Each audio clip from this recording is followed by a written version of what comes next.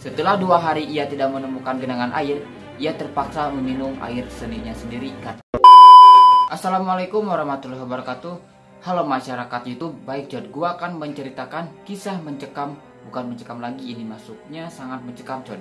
Coba aja lu bayangin dah, lu tinggal sendiri selama berbulan-bulan, tanpa makanan, tanpa teman, tanpa baju, atau tempat tinggal, dan mungkin tanpa harapan buat melanjutkan hidup di sebuah gurun sendirian dan hanya makan serangga dan katak hidung John.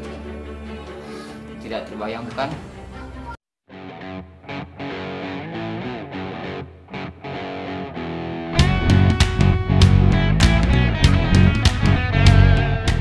Jadi cerita ini adalah kisah hidup dari seorang pria berasal dari Australia yang bernama Ricky Maggie.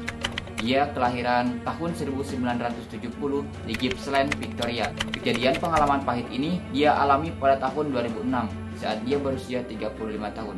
Oke, bagaimana ceritanya? Simak sampai akhir, John.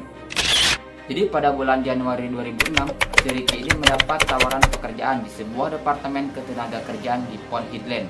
Ya mungkin kalau di Indonesia itu di Staker lah, di Australia Barat. Karena dia butuh pekerjaan itu, dia menerima pekerjaan tersebut, Con. Jarak rumah si Ricky ini ke kantornya itu cukup jauh dan melewati jalanan sepi seperti gurun-gurun. Seperti biasa, dia berangkat kerja mengendarai mobil Mitsubishi Challenger kesayangannya, melewati jalan raya bebas hambatan atau jalan tol Buntain dengan melewati Northern Territory. Tidak ada perasaan apapun atau firasat apapun karena dia sudah biasa juga melewati jalan ini.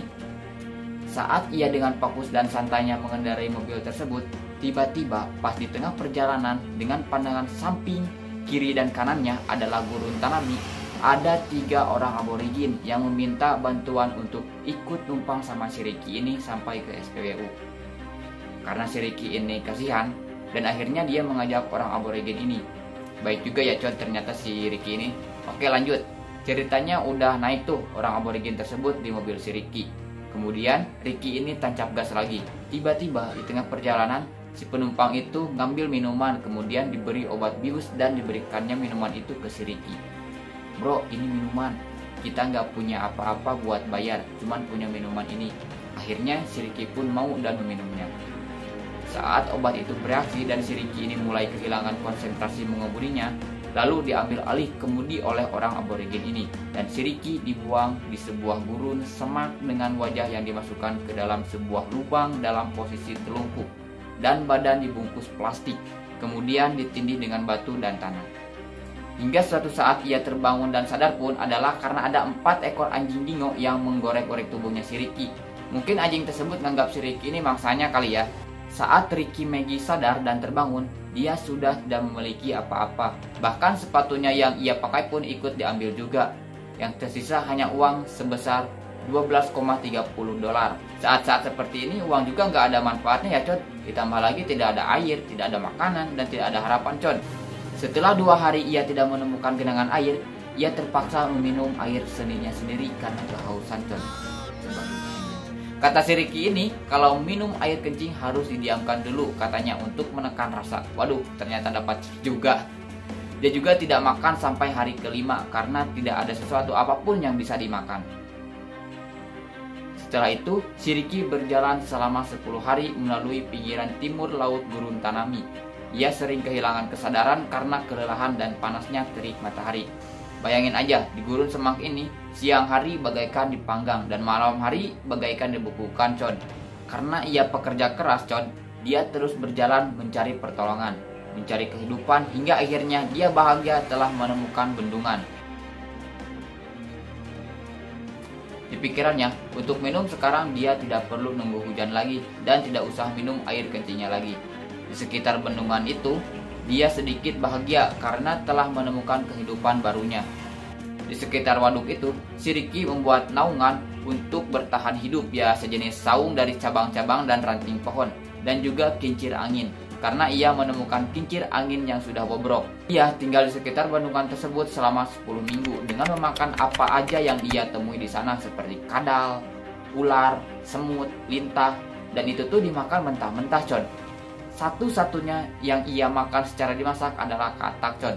Jadi si katak ini dia tangkap, terus dia tusuk dengan kawat layaknya sate kali ya. Kemudian dia jemur, dia keringkan di atas atap naungannya tersebut hingga kering dan baru memakannya. Tiap hari si Ricky ini cuma makan 1 kali. Hal tersebut dia lakukan berulang selama 10 minggu selama ia tinggal di sekitar waduk tersebut. Miris banget ya Con.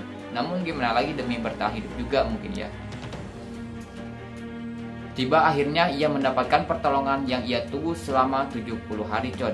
Ia bertemu petugas stasiun lokal yang dikenal Jack Carroll sekitar 50 km atau 31 mil dari stasiun Birindudu, sekitar 500 km atau 310 mil barat daya Katrin. Memang katanya daerah tempat ditemukannya si Ricky ini adalah sebuah daerah paling terisolasi di Australia. Saat ditemukan, si Ricky ini dalam keadaan kelaparan hingga menderita malnutrisi. Bahkan saat itu dia kurus kering hingga kehilangan 60 kg dari setengah berat badan aslinya yang dulunya lebih dari 100 kg Con. Agak aneh orang-orang menyebutnya sebagai kerangka berjalan. Mungkin yang terlihat tulang aja kali ya. Nah itu tadi kisah bertahan hidup atau survival story dari seorang pria bernama Ricky Maggie. Terima kasih sudah menonton dan mendengarkan ceritanya. Jangan lupa like, comment, share, dan subscribe agar tidak ketinggalan video update selanjutnya. Terima kasih. Wassalamualaikum warahmatullahi wabarakatuh.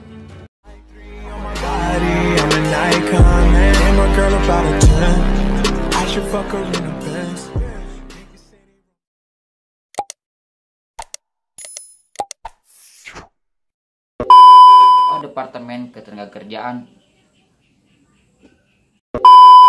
karena dia butuh pekerjaan itu,